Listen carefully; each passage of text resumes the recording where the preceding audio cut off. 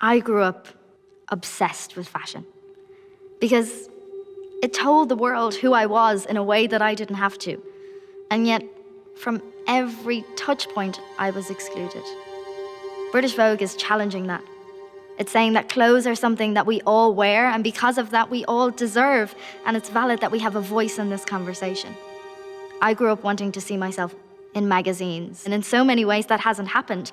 But here I am, a little person on the cover of the September issue of British Vogue.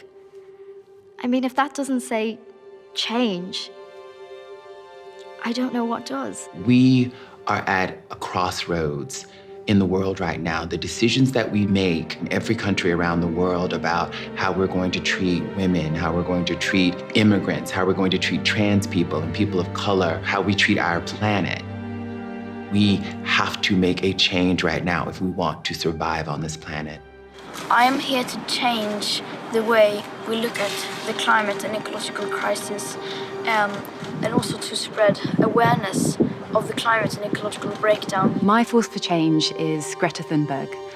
I think she's saying what we should all be saying, and she's speaking truth to power.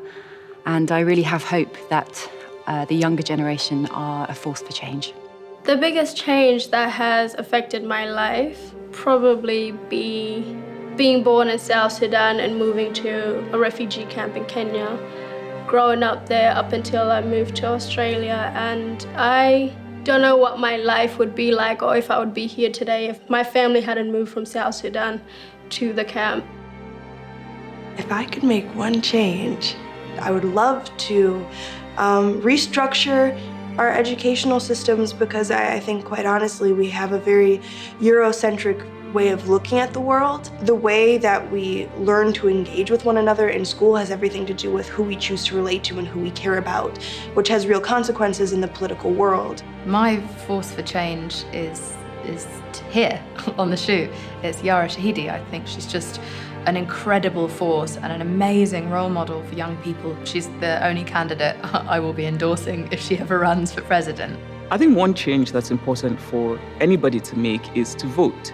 For me, I think Chimamanda is incredibly inspiring. I love the way that she talks about being a feminist as actually being more of an equalist or a humanist, which is how I support feminism. We're all equal, not necessarily women are any better.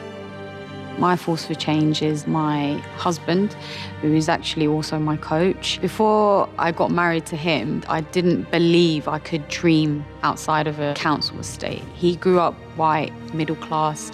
He allowed me to have bigger dreams. I can do whatever I want to do, and he's made me believe that.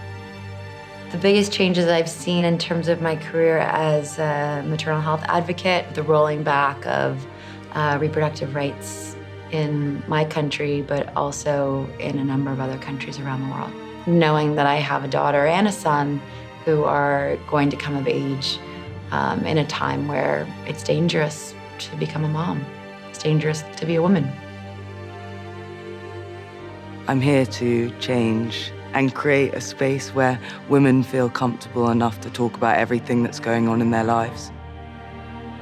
One change that I've noticed over the course of my career is just how polarized the world is now, how entrenched people are becoming in their opinions and their view of the world. I do think there's a solution to that, though, and that's ultimately us coming back to the humanity that we all share.